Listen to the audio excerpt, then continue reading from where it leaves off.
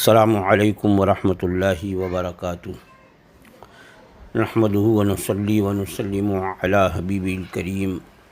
اما بعد، فاعوذ باللہ من الشیطان الرجیم، بسم اللہ الرحمن الرحیم۔ وَإِذَا قُرِئَ الْقُرْآنُ فَاسْتَمِعُوا لَهُ وَأَنصِتُوا لَعَلَّكُمْ تُرْحَمُونَ۔ صدق اللہ مولانا العظیم وبلغنا رسولہ النبی الامین الکریم، ونحن علی ذلک لمن الشاہدین والشاکرین والحمد للہ رب العالمین۔ انتہائی عقیدت و محبت کے ساتھ درود و سلام کا نذرانہ محبت پیش کر لیجیے۔ اللہم صلی علی سیدنا و مولانا محمد معدن الجود والکرم وآلہ الکرام وابنہ الکریم وبارک وسلم، صلاۃ و سلاما علیک یا سیدی یا رسول اللہ صلی اللہ تعالی علیہ وسلم۔ الحمدللہ، اللہ جل وعلا نے ہمیں سنی صحیح العقیدہ مسلمان بنایا اور ہمیں امام اعظم ابو حنیفہ رضی اللہ تعالی عنہ کا مقلد بنایا، اور امام اعظم ابو حنیفہ رضی اللہ تعالی عنہ کا مذہب مہذب، جو دلائل شرعیہ سے مبرہن اور بالکل واضح اور ثابت ہے، اس کا کوئی مسئلہ ایسا نہیں جو قرآن یا حدیث کریم کے خلاف ہو۔ ایک اہم مسئلہ جس کے بارے میں مجھ سے پوچھا گیا ہے وہ ہے قرأت خلف امام یا مقتدی کا سورہ فاتحہ پڑھنا۔ اب غیر مقلدین کا کہنا یہ ہے کہ چونکہ حدیث پاک میں ہے لا صلاۃ الا بفاتحۃ الکتاب، کہ کوئی نماز بغیر سورہ فاتحہ کے نہیں، تو نماز میں سورہ فاتحہ کا پڑھنا فرض ہے، اور ہم پر وہ الزام لگاتے ہیں کہ یہ لوگ فرض نہیں مانتے۔ ہمارا مذہب بڑا ہی محتاط مذہب ہے۔ قرآن مجید میں حکم ہوا مطلقاً قرآن پڑھنے کا، اور ارشاد ہوا فَاقْرَؤُوا مَا تَيَسَّرَ مِنَ الْقُرْآنِ، تو فَاقْرَؤُوا مَا تَيَسَّرَ مِنَ الْقُرْآنِ، جو بھی قرآن تمہیں آسان ہو پڑھو۔ نماز میں کہیں سے بھی قرآن مجید پڑھ لیں، اس کا حکم ہوا۔ تو فرض قرآن مجید پڑھنا یہ کہیں سے بھی ہے، اس کی کوئی قید اللہ جل وعلا نے نہیں فرمائی کہ اگر یہ نہ پڑھیں تو سرے سے فرض ادا ہی نہ ہوگا۔ اور سرور کائنات صلی اللہ تعالی علیہ وسلم کا جو ارشاد گرامی ہے لا صلاۃ الا بفاتحۃ الکتاب، اس پر بھی ہمارا عمل ہے۔ قرآن مجید پر اس طور پر عمل ہے کہ نماز میں قرآن کہیں سے پڑھنا یہ فرض ہے۔ مطلقاً قرآن مجید کی تلاوت نماز میں یہ فرض ہے، اور سورہ فاتحہ کی تلاوت کرنا نماز میں کہ رسول اکرم صلی اللہ تعالی وسلم کی حدیث پہ عمل کرنا ہے۔ تو اب بحکم حدیث نماز میں سورہ فاتحہ کا پڑھنا یہ واجب ہوا، تاکہ کلام الہی کا بھی مرتبہ اپنی جگہ قائم رہے اور حدیث پاک کا بھی مرتبہ اپنی جگہ قائم رہے، کہ قرآن سے فرض کا ثبوت ہے اور حدیث پاک سے واجب کا ثبوت ہے۔ ہم حدیث کا انکار نہیں کرتے، لیکن ہم دونوں کو ان کے اپنے اصل محل کے اعتبار سے عمل کے لیے دلیل بناتے ہیں۔ تو قرآن مجید پڑھنا کہیں سے فرض ہے، اور سورہ فاتحہ کا پڑھنا یہ واجب ہے۔ یہی ہمارا مذہب ہے کہ سورہ فاتحہ اگر نہیں پڑھی، اگر قصداً سورہ فاتحہ نہیں پڑھی، یہ سوچا کہ قرآن مجید میں تو حکم ہے کہ کہیں سے قرآن پڑھ لو تو فرض ادا ہو گیا، تو کہیں سے قرآن پڑھ لیا، سورہ فاتحہ نہیں پڑھی، تو اگر قصداً کسی نے سورہ فاتحہ نہیں پڑھی، چاہے وہ تنہا پڑھنے والا ہو یا یہ کہ امام ہو، اگر قصداً چھوڑے گا تب تو نماز اس کو دہرانی پڑے گی کہ واجب کا ترک کرنے والا ہوا، اور واجب کا ترک قصداً جو ہے وہ سجدہ سہو سے بھی پورا نہ ہوگا، بلکہ نماز کا اعادہ یہ ضروری ہے۔ ہاں، اگر سورہ فاتحہ پڑھنا بھول گیا تو سجدہ سہو کر لے تو اس کا اجبار ہو جائے گا، نقصان پورا ہو جائے گا، کیونکہ سورہ فاتحہ کا پڑھنا یہ واجبات صلاۃ سے ہے۔ تو اگر بھول گیا ہے کوئی واجب اور یاد آ جائے نماز میں تو سجدہ سہو آخر میں کر لے تو نماز مکمل ہو جاتی ہے۔ تو ہمارا یہی کہنا ہے کہ وہاں جو لا صلاۃ الا بفاتحۃ الکتاب ہے، وہاں سرکار نے جو لا صلاۃ فرمایا ہے، کا معنی یہ نہیں کہ سرے سے نماز ہی نہیں، بلکہ کمال نماز کی نفی ہے کہ نماز کامل نہیں ہوگی۔ گویا جان بوجھ کر کے اگر چھوڑا تو نماز دہرانی پڑے گی، اور بھول گیا تو نماز تو ہو گئی لیکن کامل نماز نہیں ہوئی، ناقص نماز ہوئی، لہذا سجدہ سہو اس پر لازم ہوگا۔ اب ایک بات کہ سورہ فاتحہ پڑھنا واجب ہے تو مقتدی بھی سورہ فاتحہ پڑھے، یہ لوگ مذہب پیش کر رہے ہیں، اور یہ کہہ رہے ہیں کہ چونکہ حدیث پاک میں ہے کہ کوئی نماز نہیں بغیر سورہ فاتحہ کے، تو مقتدی بھی امام کے پیچھے کم از کم سورہ فاتحہ پڑھے۔ تو اس سلسلے میں ہمارے پاس بہت سارے دلائل ہیں کہ ایک تو یہی کہ خود قرآن مجید میں اللہ جل وعلا نے ارشاد فرمایا کہ وَإِذَا قُرِئَ الْقُرْآنُ فَاسْتَمِعُوا لَهُ وَأَنصِتُوا لَعَلَّكُمْ تُرْحَمُونَ، کہ جب قرآن پڑھا جائے تو اسے خوب غور سے سنو، کان لگا کر سنو اور خاموش رہو تاکہ تم پر رحم کیا جائے۔ تو یہاں پر فاستمعوا فرمایا، غور سے سنو، اور وانصتوا بھی فرمایا، خاموش رہو۔ ظاہر بات جب امام قرأت کر رہا ہے اور مقتدی جو ہے وہ سورہ فاتحہ پڑھے گا تو نہ اجتماع پہ عمل ہوا نہ انصات پہ عمل ہوا، یعنی فاستمعوا، غور سے سننا۔ جب کوئی پڑھ رہا ہو اور آپ بھی پڑھیں گے تو سننا کہاں پایا گیا، اور خاموش رہنے کا حکم ہے، جب آپ پڑھ رہے تو خاموش رہنا کہاں پایا گیا۔ تو قرآن مجید کے اس حکم پر عمل نہیں ہوگا۔ جب امام قرأت کر رہا ہے تو مقتدی کا قرأت کرنا یہ جائز نہیں ہے کہ قرآن مجید میں حکم ہوا فاستمعوا لہ، جب بھی قرآن پڑھا جائے تو غور سے سنو اور خاموش رہو۔ اور اس سلسلے میں بہت سی مشہور تفسیر میں یہی بیان ہوا کہ نماز میں جب قرآن پڑھا جائے، اسی سلسلے میں یہ آیت اتری بھی ہے کہ پہلے ابتدائی اسلام میں لوگ جو ہے امام کے پیچھے بھی نماز میں قرآن مجید پڑھتے تھے، تو اسی کی ممانعت کے لیے یہ آیت کریمہ نازل ہوئی، جیسا کہ تفسیر مدارک اور تفسیر خازن وغیرہ میں اس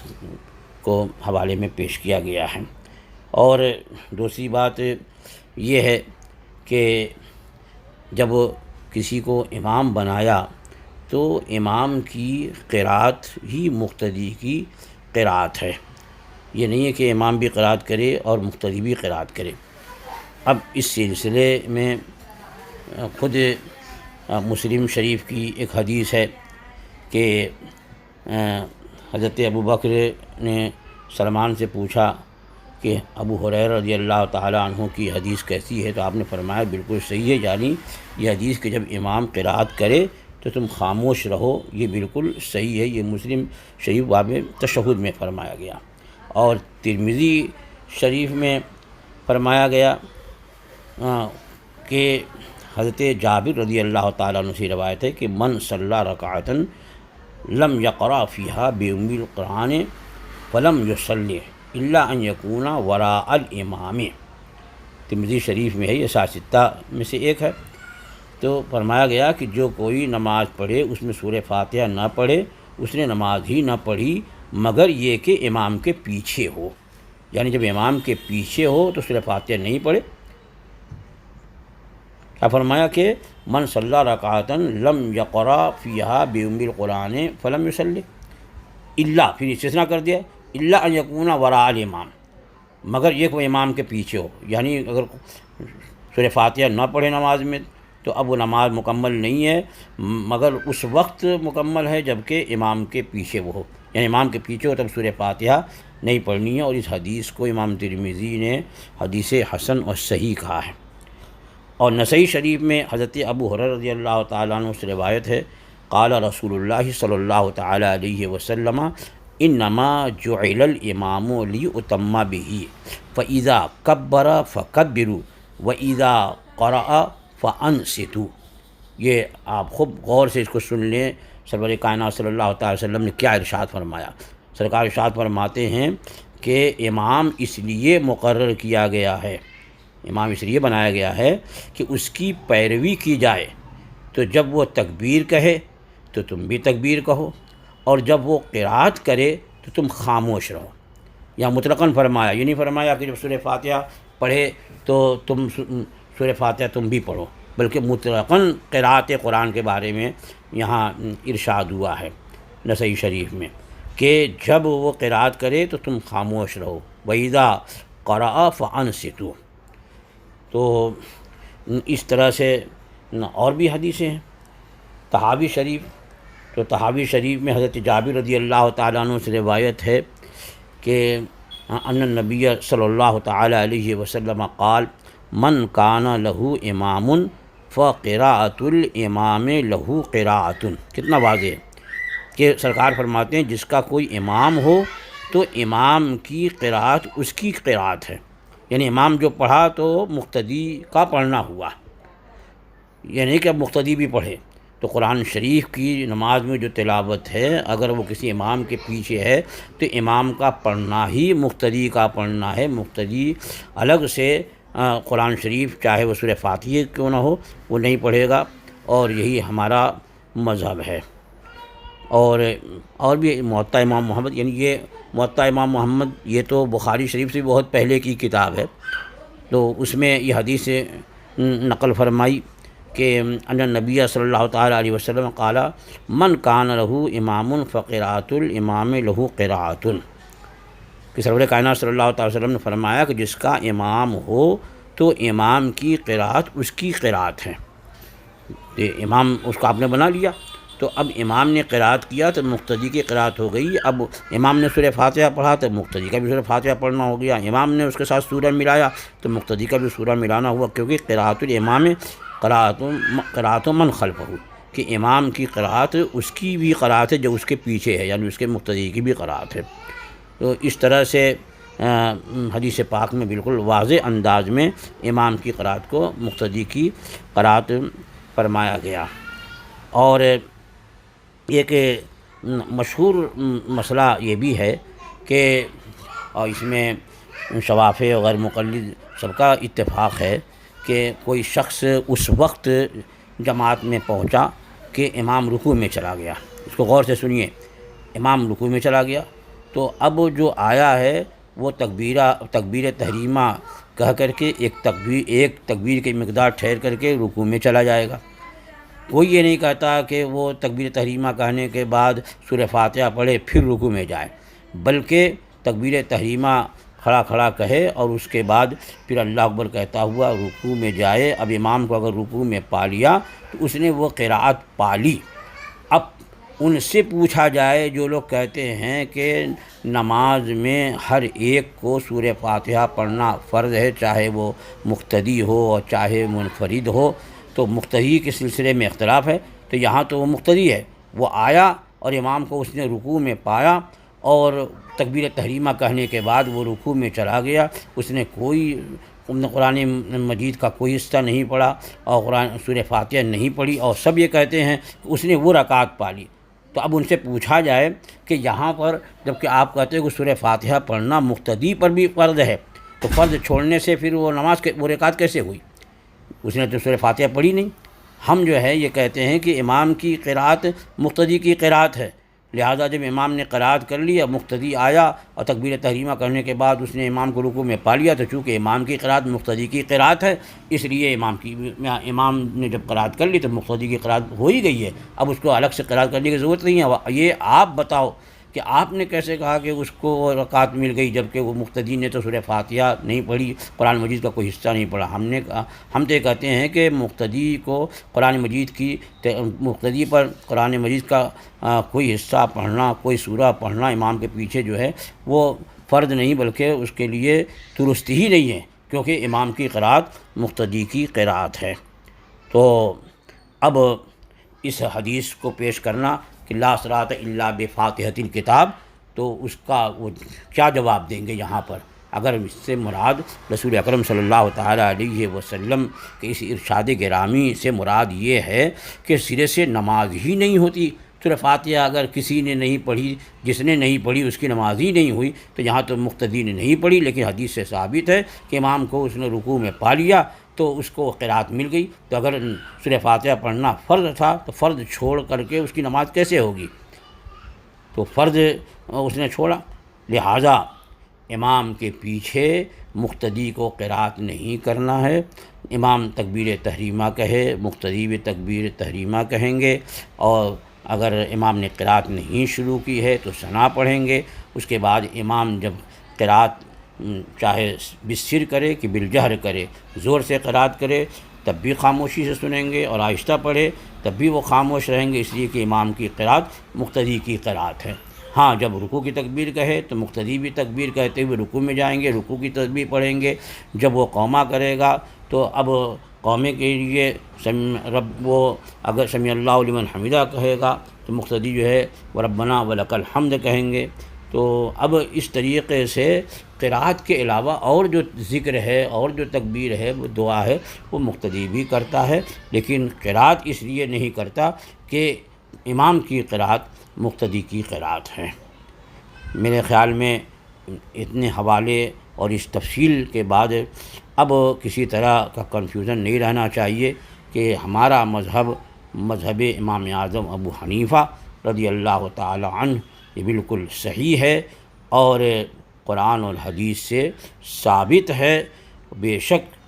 سورہ فاتحہ پڑھنا نماز میں واجب ہے، لیکن جب امام کے پیچھے ہوں یعنی مقتدی ہے وہ، تو امام کی قرات مقتدی کی قرات ہے، اس لیے پیچھے والا نہ سورہ فاتحہ پڑھے گا نہ کوئی اور سورہ ملائے گا، بلکہ خاموش کھڑا رہے گا۔ تکبیر تحریمہ کے بعد اگر ثنا کی گنجائش ہے، قرات نہیں شروع ہوئی ہے، تو ثنا پڑھ کر کے وہ خاموش کھڑا رہے گا، کچھ نہیں پڑھے گا۔ اور اس سلسلے میں کہ پڑھنے امام کے پیچھے اگر کچھ پڑھا جائے تو بعض لوگوں نے اس پر جو ہے وہ بہت سخت باتیں عرض کی ہیں کہ بعض نے یہ کہا کہ جو امام کے پیچھے قرات کرتا ہے اس کے منہ میں پتھر ہے تو اس کے منہ میں انگارہ ہے، کہ امام کی قرات اس کی قرات ہو گئی تو اب وہ کیوں پڑھتا ہے؟ تو لہٰذا ہمارا مذہب بالکل صحیح ہے، کسی طرح کی بھی کسی حنفی کو کسی تردد کا شکار نہیں ہونا چاہیے، اور ہر بات سن کر کے کنفیوز بھی نہیں ہونا چاہیے۔ ہمارا مذہب بالکل حق ہے، اسی مذہب پہ مکمل طریقے پر وہ عمل پیرا رہیں۔ اللہ تعالی ہمیں اور آپ تمام لوگوں کو مذہب حق اور مسلک حق پر ہمیشہ قائم رکھے اور اسی پر موت نصیب فرمائے۔ وآخر دعوانا الحمد للہ رب العالمین۔ السلام علیکم ورحمۃ اللہ وبرکاتہ۔